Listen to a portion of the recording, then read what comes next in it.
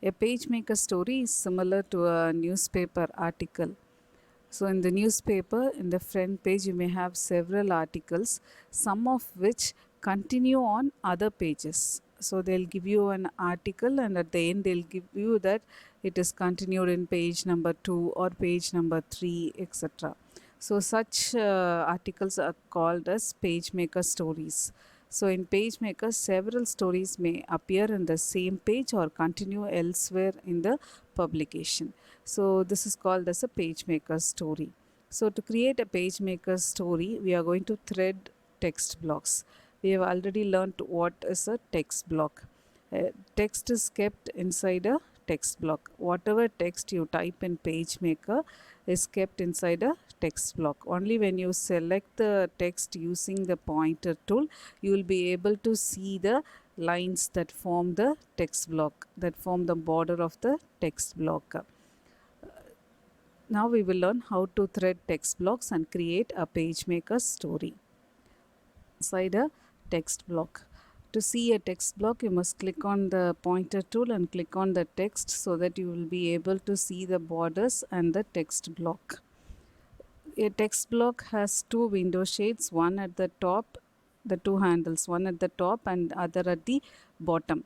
We have already learnt if there is a red triangle in the bottom window shade, it represents that there is some more text hidden inside the text block. Now, to create a PageMaker story, we are going to connect two or more text blocks. So, let us learn this with an example. Now, here in this text block, there is a red triangle in the bottom window shade, which indicates that there are some hidden text. Now, I am going to take this hidden text and put it in the second page, so as to create a new PageMaker story. Now, there is only one page in the given document. If you want to insert more number of pages, go to the layout menu and select the option insert pages. Now, here you must enter the number of pages that you would like to insert. So, now for at the beginning, let me insert only one page here. So, one page after the current page and click on the insert button. Now, you will have the second page. To switch over from the first page and the second page, look at the bottom left corner. Here you have the first page and here you have the second page. Now let me teach you how to create a PageMaker story. To create a PageMaker story, select this text block. We will continue the story in the second page now. Okay. Now the steps are: first, select the text block. Click on the red triangle in the bottom window shade. It changes into a loaded text icon. Now we'll continue the hidden text in the second page. Now let me go to the bottom left corner, select the second page and let me click on this loaded text icon so that the story continues in the second page. Now, how will you know that it continues in the second page? You can identify it with the help of the plus symbol in the bottom window shade. I hope you can see the plus symbol in the bottom window shade now. The plus symbol in the window shade indicates that it is threaded. So here there is no plus symbol in the top window shade, but there is a plus symbol in the bottom window shade. Now we'll move on to the second page. Now look at this text block. There is a plus in the top window shade. It represents that it is connected somewhere else. So it is connected to the first page block. Now let me reduce the size of the text block using the window shade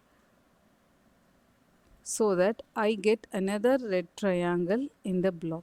Now I am going to again thread this block, connect this block to the third page. So let me insert one more page, go to the layout menu and select the option insert pages and let me give it as 1. So click on insert. Now you will be getting another page here. Let me click on the second page, click on the red triangle here and now the text icon, loaded text icon will be seen. Now let me move on to the third page and click it here. So look at the third page text block. In the third page, the text block has a plus sign in the top window shade. That indicates that it is connected to the second page. Now let me click on the text block in the second page. Can you see the plus sign both in the top window shade as well as in the bottom window shade? This text block is connected at the top to the first page and from the bottom to the third page. Now you have a page story that runs from first page, second page and third page. So this is how a PageMaker story is created. So threading text blocks is nothing but connecting two or more text blocks. The process of connecting text among these text blocks is called threading text. So the text flows through one or more threaded blocks and it is called as a story. So a threaded text block can be identified by a plus sign in its top or bottom handles, also called as window shades. Now you can even unthread text blocks. Unthreading text blocks means taking off the connection between the two text blocks. How do you identify the connection? When you click on the text block, if there is a plus sign in the top window shade or if there is a plus sign in the bottom window shade, it represents that it is connected to the previous page or to the next page. It may be in the next page or it may be in any page. So it is connected. The plus sign represents that the text block is connected somewhere. It can take the connection from where the page has originated. Now to unthread a text block, you can select the text block that you wish to unthread using the pointer tool and go to the edit menu, cut. Edit menu, cut. So now the text block disappears. Now you can again click on the edit menu, paste. Now can you see that there is no plus sign in the bottom handle as well as in the top handle. So what did we do now? We just cut and we just pasted it in the same place. So it is unthreaded. Now it is not connected to the previous page and it is not connected to the next page. But since this block is in the middle of the story, for example, this is the second block actually, isn't it? We had a block in the first page, we had a continuation in the second page and then in the third page. Now I have cut the connection for the second page. See what happens now. Even if I have cut this connection in the second page, the first page has a plus sign in the bottom handle. It is continued with the third page block here. It is continued with the third page. Now we have cut a block in the middle. It can be done. So we have unthreaded a block in the middle. So to unthread a threaded block, a continued block, you will have to select the block, go to the edit menu, cut. When the block disappears, you can again go to the edit menu and paste it in the same position. It will be unthreaded. So this is about threading text blocks, connecting text blocks and making the text flow as a story from one page to the next page and so on. Now we'll move on to the next topic. It is placing text inside a frame. So far we have learnt only two tools in the toolbox. One is the pointer tool and the other one is the text. There are three frame tools in the toolbox. One is a rectangular frame tool and the other one is the ellipse frame tool and the third one is the polygon frame tool. You can choose any one. For example, let me choose a rectangular frame tool and draw it here. So this is how a rectangular frame tool appears. You have diagonal lines inside it and you have borders that represents as frames. Now make sure that the frame tool is selected. Okay. Now go to the file menu and select the option place. So let us select the Word file that we created in the previous session and click on the open button. Place command we have learned already. So place command, file place command is used to bring text from some other application inside Adobe PageMaker. Now let me click on the open button. Now you have the text here. As you can see, there is hidden text because of the red triangle in the bottom window handle. Now supposing you want to place the hidden text in another frame tool, you can do it. What is the use of this frame tool? Generally, text blocks are not visible. Only when you click on the pointer tool and select the text, you will be able to see the text block with the borders.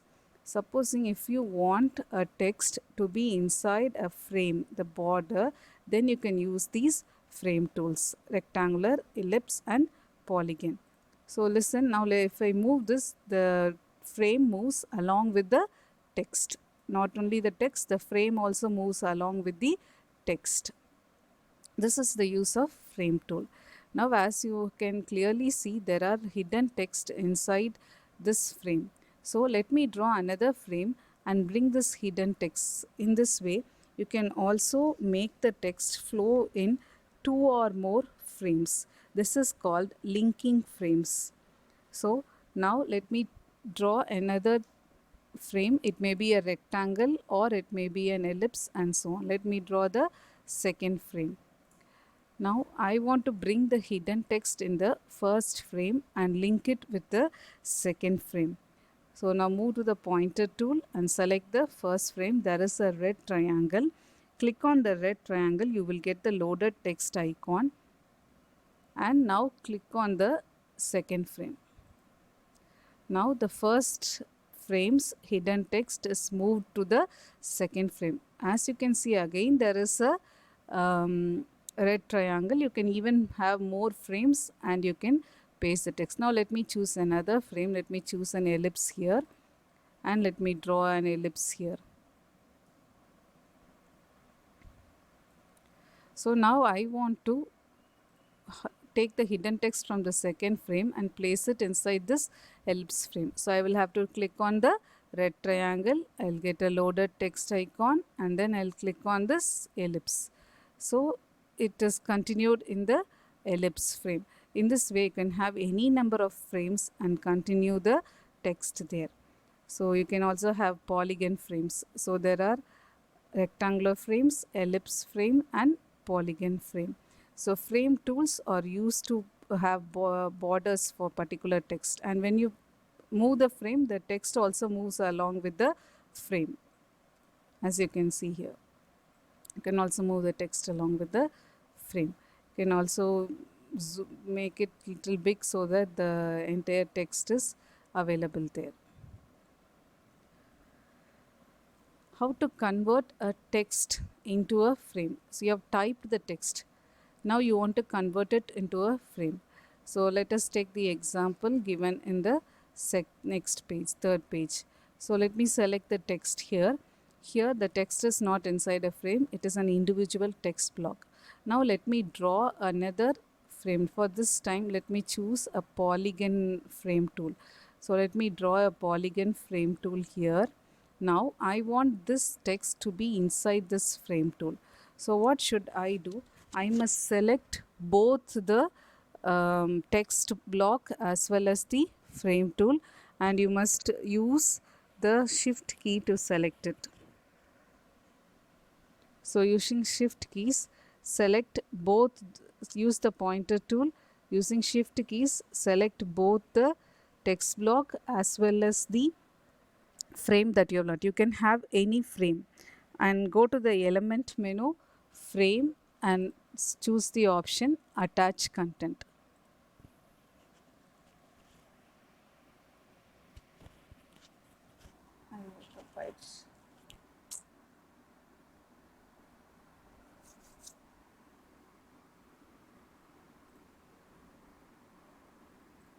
பரவாயில்லையா, ஓடட்டுமா? தப்பாயிடுச்சு. Cut பண்ணிக்கிறியா? Cut பண்ணிடுவேல. Text in a text block to a frame. Now let me type text. I'll increase the font size for its visibility. Let me type a text.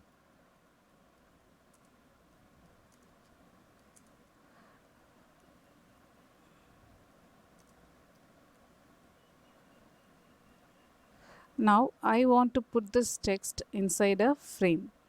So let me select any frame. For example, let me select an ellipse frame and draw it here.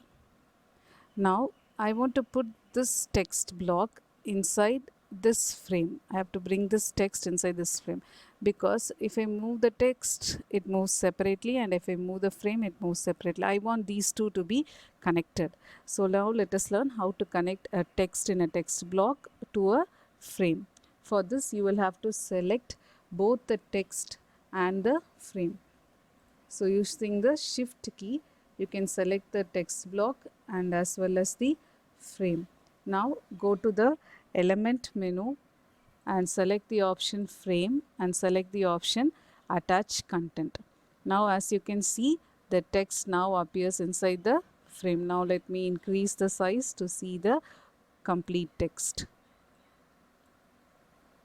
Okay, now in this way, now supposing if I move this text block, it moves, if I move this frame, it moves along with the text block, isn't it? So both the text block as well as the frame moves simultaneously because it is connected. So in this way, you can connect a text in a text block and a frame. Now suppose you want to separate this text and the frame. Click on this, again go to the element menu, frame option, and select the option separate content. Now as you can see, if I move the text blocks, it moves separately. If I move the frame, it moves separately. It is separated. We'll see it one more time. Here there is an individual text in a text block and there is a separate frame. I have chosen an ellipse frame. Now supposing if you want to connect this text inside this frame, you have to use the shift key and select both. Go to the element menu, frame, and choose the option attach content. Now the content gets inside the frame. So whenever you move the frame, the block text also moves. So when you click on the text and move, automatically the frame moves along with the text. Supposing if you want to separate the text and the frame, again select the particular frame, go to the element menu, frame, and select the option separate content. So now the content appears separately and the frame appears separately. Now let me again connect it so that I will have to teach you another topic. So let me go to the element, frame, and select the option attach content. Supposing I want to delete the text inside the frame so that I can put some other text inside it, you can select the frame, go to the element menu, frame, and choose the option delete content. Only the text will be deleted, whereas the frame will remain the same. So this is another option. You can save your document in PageMaker for future use so that you can open it and edit it or view it later. To save a document, you must go to the file menu and select the option save. The shortcut key is Ctrl+S. Alternatively, you can also use the save icon, this floppy disk like icon in the toolbar to save your document, PageMaker document. So let me go to the file menu and click the option save. So now the dialog box that appears has the name save publication. So the dialog box that appears when you click on the save button is save publication dialog box. So in the save in box, you have to select where you have to save your file. You have to give your file name. You can see the extension is PMD, page maker document. Now it is by default untitled one. I can click and I can use the backspace key to delete the previous name and type a new name. Let me type it as sample. The extension is .pmd, page maker document. Save as type publication and then click on the save button. Now your file is saved in the desktop. I have chosen the location as desktop. So the file is saved in the desktop. If you want to save the file in another name, you can use file save as, so that you can save the file in some other name or in some other location. If you edit the file and click on the, supposing you make any changes to the file and you have to save it in the same name, then you should go to the file menu, save. If you want to save the changes in a different name, then you will go to the file menu and select the option save as. For file menu save as, the shortcut key is shift plus Ctrl+S. For save it is Control plus S, and for save as it is Shift plus Control plus S. So using save as option, you can save the document with a new name or in a different location. So it creates a new copy of the document. This is different from the first name. Okay, so supposing I save it in another name, let me click on, let me make any changes first before saving it. So release history of Adobe PageMaker I have given here, and this is, now I have written, let me write some more for 12th A1. Now I have added a text. So now I have made some changes to the document. If I want to save it in the same name, I should use save. Supposing if I want to save these changes, this document along with these changes in a different name, then I must use the option save as. So here let me give it as 12A1, or let me just give it as A1 and click on the save button. Now in the first file sample.pmd, you will not have this. Let me open it and show it to you. In the first file sample.pmd, you will not have for A1. Only in A1.pmd you will have this text for 12A1. So we will not be having the text there for 12A1 because I saved it first and under the name sample.open. The shortcut key is Ctrl plus O, or you can use the open icon in the toolbar. Now the dialog box that opens has the name Open Publication dialog box. Now you can select the file that you want to open. Let me select the file a1.pmd and then click on the open button. Now the file is opened, a1.pmd. Now if you want to close this file, you can go to the file menu and select the option close. The shortcut key is Ctrl plus W. Now the file is closed. A1.pmd is closed. I had already opened sample.pmd and it is still open. If you want to close this file as well, you can go to the file menu and again choose the command close. Now the documents are closed, only the application is open. Adobe PageMaker is open. Let me select a file. Go to the file menu, open and select a file. Let me select a1.pmd and click on the open button. So now you have learned how to save, open and close a file. The shortcut keys are Ctrl S for save, Shift plus Ctrl S for save as. To open a file, you have Ctrl plus O, and for closing a document, it is Ctrl plus W. Now we'll move on to the next topic. It is moving around the document.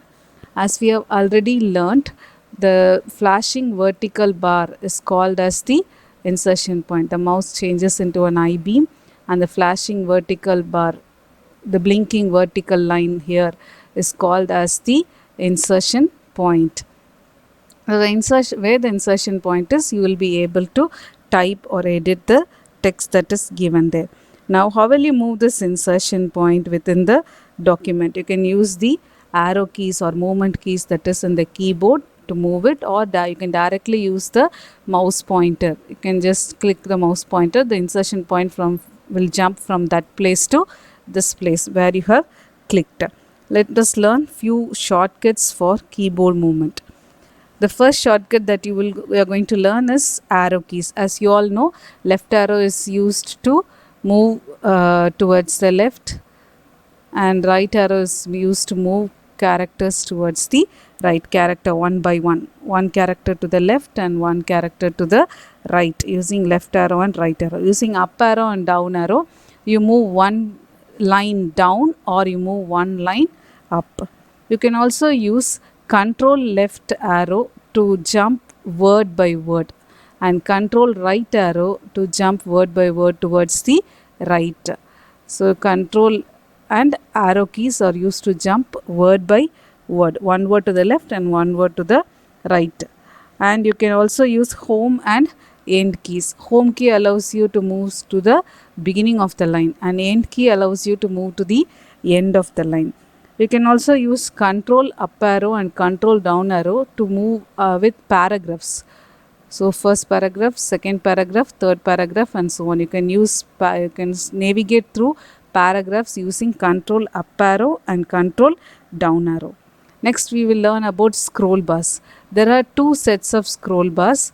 One is in the bottom horizontal scroll bar, and the other one is the vertical scroll bar. You have scroll arrows, and this small box that moves is called as the scroll box. You have scroll boxes here in the horizontal toolbar as well as in the vertical toolbar. Using the scroll arrows, you can move up and down in the vertical scroll arrows, and similarly using the horizontal scroll arrows, you can move left and right. So there are two sets of scroll bars for up and down movement and left and right movement. So there is also a set to the center of the each document. They are also set to the center of each document. You can use the arrows or you can use the scroll bars to move a relative distance. Relative distance means particular distance. To a considerable distance, you can use scroll bar, or if you want to move it inch by inch, then you can use the arrow keys. Next, we will learn about a tool in the toolbox, and it is called as the magnifying or reduction zoom tool. So you can use the zoom tool to magnify your data to see it, or you can reduce the size of data to be seen. Here this is the magnifying tool or the zoom tool. So when you click on this, and when you move it, see the mouse pointer changes into a magnifying glass. You can select where you want to magnify, and just you can click so that it will be zoomed and you can see it more clearly. So let me double click the zoom tool so that you can zoom it and see it. As you can see, there is a plus sign in the middle of the zoom tool that indicates that it is more and more magnified. To reduce, you will have to change it into a minus sign, isn't it? So to reduce, you will have to use control key and it changes into a minus sign. Can you all see when I use control key, the magnifying glass, in the middle of the magnifying glass you have a minus sign so that I reduce the size of the magnification. So it reduces the size of the magnification. If I leave the control key, it changes into a plus sign which indicates magnification or zooming. So you can alternatively toggle between the magnification and reduction using the control key. So when you press control key, it means reduction. If you don't press control key, just double click this zoom tool, then it represents your magnifying glass and it is shown in a magnified view. So the maximum level of magnification can be obtained by continuously clicking so that you will get a magnification. Supposing you want to magnify a part of the page, not the entire page, only a part of the page, then you can just draw. Supposing I want to clearly see this text for 12A1. So see, I am drawing it just like how you draw in the paint. So when you click on that, only that text will be seen in the maximized zoom size. So if you want to zoom out, you can alternatively use the keyboard keys as well. So instead of just control key and mouse, you can also use shortcut keys for zoom in and zoom out. So you can use control plus space to zoom in, and you can use control plus alt plus space bar to zoom out. So for example, now let me zoom out. So control plus alt plus space bar key will be used for zoom out.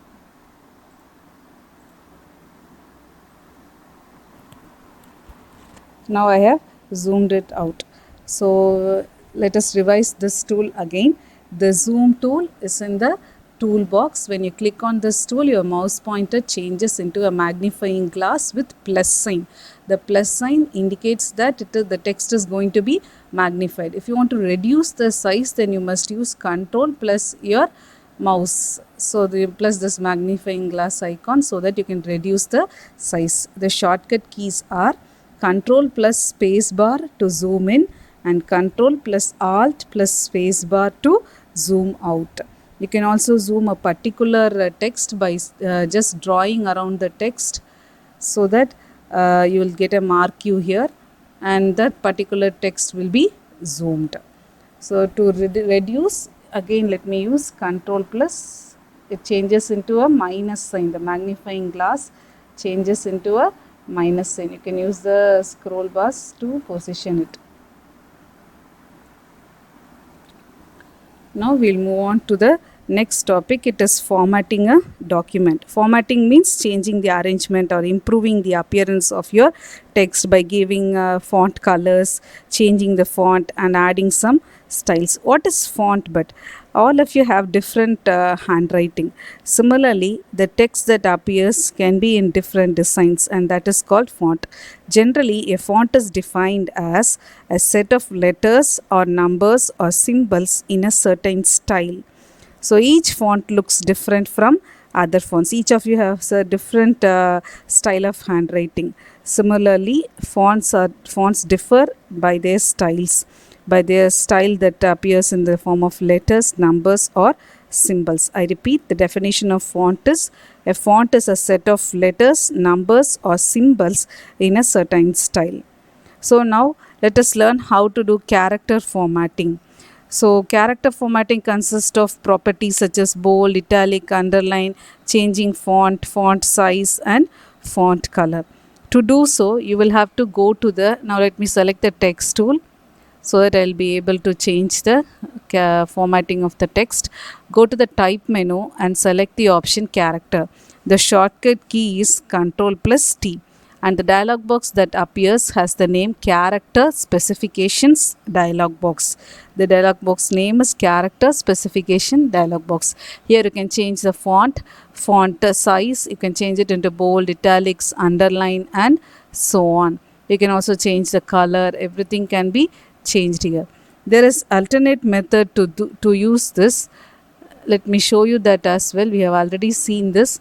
This box is called as the control palette that contains the properties of the text. This box is called as the control palette box. This control palette box can be used to change the character formatting as well. Now let me select the text, and here you can select the font size. We can make it bold, italics, and so on. You can just adjust this character width like normal, tight. Each characters will be close to each other. If you give tight, the characters will be little close to each other. So you can also give bold, italics, underline, and so on. Small caps extra. For example, see, suppose I want to make this as capital letter, I can select this and click on the C option.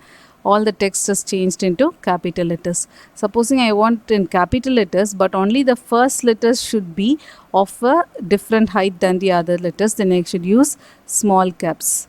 So if I use small caps, see here P is a little bit larger than other letters in PageMaker. Although they all appear in capital letters, this is called small caps. Only the first letter will be little bigger than the other. This you can see in newspapers and all, isn't it? So what is this option called as small caps? So you can also change the color using the show colors dialog box. Supposing you don't get this control palette, you can go to the window menu and select the option show control palette. Now it is shown. Supposing let me hide it. So now it is hidden. I don't have the control palette. So I must go to the window menu and select the option control show control palette, and the shortcut key is Control plus single quote in your keyboard. Control key plus single quote. So now you will get the color palette. So you can change the font size, you can bold, italics, underline, you can change it into small caps, or you can change it into normal capital letters. You can change the width between the two characters. You can specify the space between the two characters.